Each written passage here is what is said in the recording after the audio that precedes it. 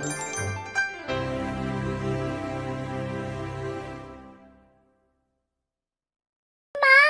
मत मारो माँ, मैं मरना नहीं चाहती हूँ माँ। माँ कृपया कर मुझे मत मारो। टिम टिम कबूतर के बच्चे घोंसले में बैठकर दया की गुहार लगा रहे थे। मुझे माफ कर दो बच्चों, मेरे पास तुम्हें मारने के अलावा और कोई उपाय नहीं है। ये कहकर टिम टिम कबूतर ने अपने सारे बच्चों को घोंसले में से नीचे फेंक दिया और सारे बच्चे दर्द से तड़पते रोते मर गए। कबूतर भी उन्हें जमीन पर मरा देख रोने लगी और अपने आंसू पोंछते हुए अपने पति कबूतर और टीनू सास के पास गई। काम कर दिया तूने बहू। जी माँ जी, मैंने आपके बोलने पर अपने सारे बच्चों को मार दिया। माँ जी, मुझसे अब ये पाप नहीं होगा। कृपया कर एक माँ बनकर मेरी मजबूरी और ममता को समझने की कोशिश करें। अब तक मैंने अपने 7 बच्चों को ऐसे ही आपके बोलने पर मार दिया है। टिम टिम कबूतर बहुत उदास हो जाती है। मेरी माँ से जुबान मत लड़ाओ, जितना कहा जाए उतना ही करो। एक तो तुम हमें लड़का नहीं दे सकती, इतनी सारी बेटियों का क्या हम आचार डालेंगे। मगर बच्चे तो बच्चे होते हैं ना, उनकी क्या गलती है अगर वो बेटियां हैं तो। मुझे भूख लगी है, मेरे लिए खाना लाओ। उन बच्चों की लाश को चील खा जाएंगे। उनकी दुआ से शायद अगली बार मुझे पोता नसीब हो। टिम टिम कबूतर रोते रोते वहाँ से चली जाती है। उसका मन बहुत उदास हो जाता है। कुछ दिनों बाद टिम टिम कबूतर फिर से गर्भवती हो जाती है। ये ले बहू, भरपेट आहार खा, तभी तो पोता होगा मुझे। तीनों सास और पति कबूतर टिम टिम कबूतर का खूब ख्याल रखने लगते हैं। कुछ दिनों में टिम टिम कबूतर को फिर से एक जुड़वा लड़की होती है। हे भगवान, मेरी तो किस्मत खराब हो गई है, फिर से पोती हो गई। शायद इस जन्म में मुझे पोते का सुख नहीं लिखा है। जा बहू, इससे भी चील के घोंसले पर गिरा करा। नहीं नहीं माँ जी, भगवान से डरो, ऐसा अनर्थ मत करो। मैं अब अपने मासूम बच्चों को नहीं मारूंगी। क्या कहा तुमने? तुम हमारी बात नहीं मानोगी? तो ठीक है, अपने इन बच्चों को लो और फौरन यहाँ से कहीं दूर चली जाओ और हमारा पीछा छोड़ो। पति कबूतर की बात सुनकर टिम टिम कबूतर बहुत डर जाती है और रोने लगती है। कृपया कर ऐसा ना करो, मैं अकेली दुखियारी माँ इन नन्ही सी जान को कहाँ लेकर जाऊंगी। इन्हें अभी एक पिता की जरूरत है। मुझे नहीं पता कुछ भी। अगर तुम हमें एक बेटा नहीं दे सकती तो यहाँ से चली जाओ, मैं किसी और से शादी कर लूँगा। पति कबूतर की ये बात सुनकर टिम टिम कबूतर के पास और कोई चारा नहीं होता है और वो घर छोड़कर अपने जुड़वा बच्चों को गोद में लेकर वहाँ से चली जाती है। माँ, माँ मुझे भूख लगी है। माँ, माँ कुछ खाने को दो ना माँ, मुझे बहुत भूख लगी है। मैं कहाँ से खाने को दूँ बच्चों, मैं कितनी अभागी हूँ कि एक अच्छी माँ भी नहीं बन पाई। ऐसा मत बोलो माँ, आप बहुत अच्छी हो। हमें भूख नहीं लगी है माँ, हम सो जाते हैं। टिम टिम कबूतर के बच्चे भूखे ही सो जाते हैं।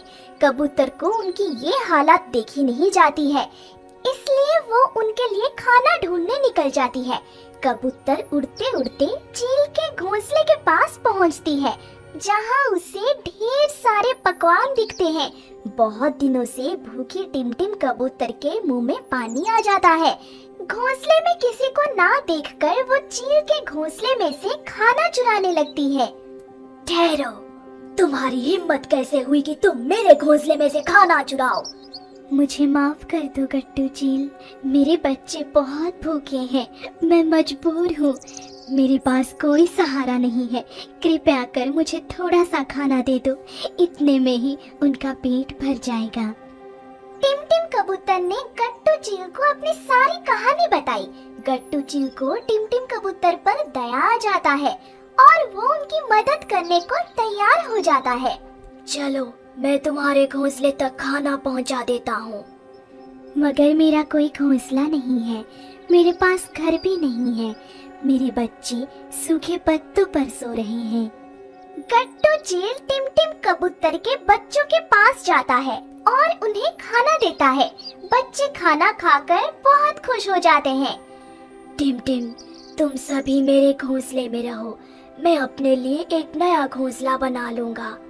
मुझे कुछ समझ नहीं आ रहा है कि मैं किस तरह से आपका शुक्रिया अदा करूं। शायद आपको मेरी मदद करने के लिए भगवान ने भेजा है। नहीं नहीं, मुझे शर्मिंदा मत करो, एक दोस्त होने के नाते ये तो मेरा फर्ज है। गट्टू चील टिम टिम कबूतर को अपना घोंसला और खाना देकर वहाँ से चला जाता है। कुछ देर बाद चिम चिम गौरैया वहाँ उड़ते उड़ते आती है। टिम टिम, टिम टिम। क्या हुआ चिम चिम, तुम ऐसे चिल्ला क्यों रही हो? तुम्हारे पति की मौत हो गई है और तुम्हारी सास टीनू कबूतर तुम्हें देखने के लिए तरस रही है। ये क्या कह रही हो चिम चिम, क्या ये सच है? हाँ यार, ऐसी बातें क्या मैं झूठ बोलूंगी। अच्छा ही हुआ, बुरे लोगों के साथ भगवान ऐसा ही करता है। नहीं नहीं बहन, ऐसा मत बोलो। वो जैसी भी है मेरी सास है, मुझे उनके पास जाना चाहिए। टिम टिम कबूतर फौरन अपने सास टीनू कबूतर के पास जाती है। बहू, तो आ गई बेटा? हाँ माँ, मैं आ गई। आप चिंता मत करो माँ, मैं हूँ ना आपके साथ, आप अकेली नहीं हो। टीनू सास को अपने गलती का एहसास हो जाता है। बहू, मैंने तेरे साथ इतना गलत किया, इतना दुख दिया, फिर भी तू मेरे साथ रहना चाहती है। तू किस मिट्टी की बनी है? मैं कितनी निर्दयी हूँ, ना तो मैं अच्छी माँ बन पाई और ना ही अच्छी सास। मुझे माफ कर दे बेटा। नहीं नहीं माँ, आप माफी मत मांगो, गलती तो सबसे होती है। मुझे अपने पोतियों से मिलवा, आंखें तरस गई है मेरी उन्हें देखने के लिए। तीनों सास अपने पोतियों को जी भरकर लाड करती है और उस दिन के बाद से सभी खुशी खुशी रहते हैं। जंगल में एक टोनी चिड़िया और उसका बेटा राजू चिड़ा रहता था। टोनी चिड़िया और राजू चिड़ा बहुत ही खुशी से रहा करते थे। अरे राजू बेटा, मैं भोजन की तलाश में जंगल में जा रही हूँ, तुम यहाँ से कहीं पर भी मत जाना। मैं कुछ देर में भोजन जमा करके वापस आ जाऊंगी, जब तक तुम आराम से यहीं पर बैठना। ठीक है मम्मा, आप जाओ, मैं यहाँ से कहीं पर भी नहीं जाऊंगा। फिर टोनी चिड़िया दाना जमा करने के लिए जंगल में चली जाती है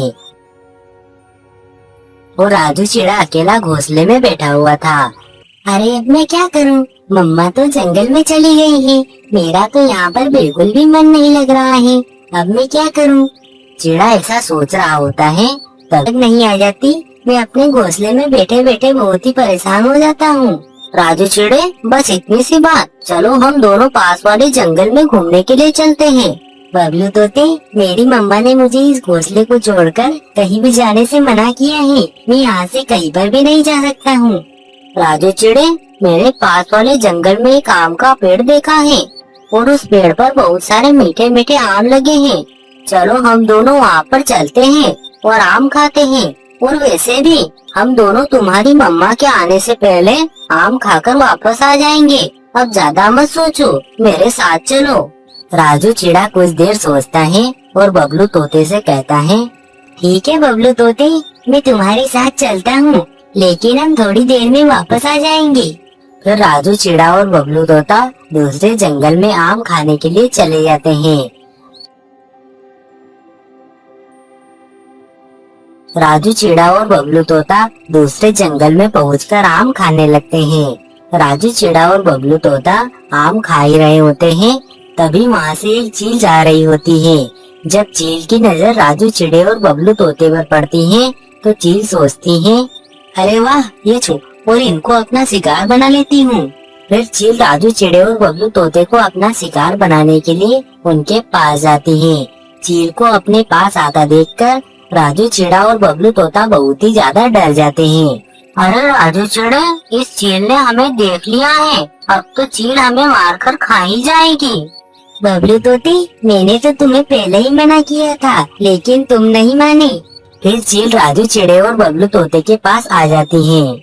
चील को देखकर राजू चिड़ा डरते हुए कहता है, चील आंटी, हमें छोड़ दो।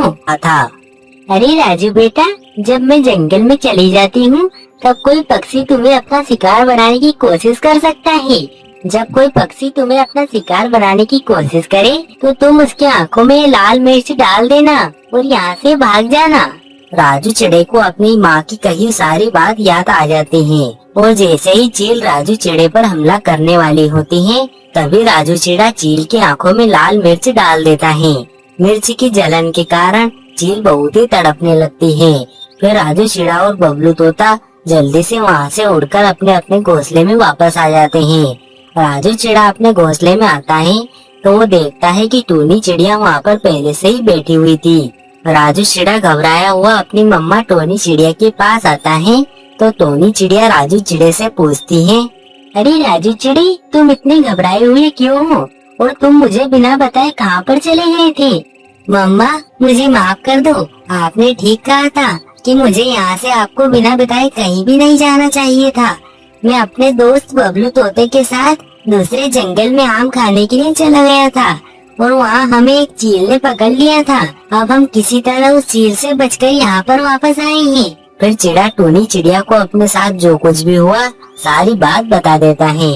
चलो अच्छा है कि तुम्हारी जान बच गई। मैंने तुम्हें पहले को अपनी गलती की सीख मिल जाती है।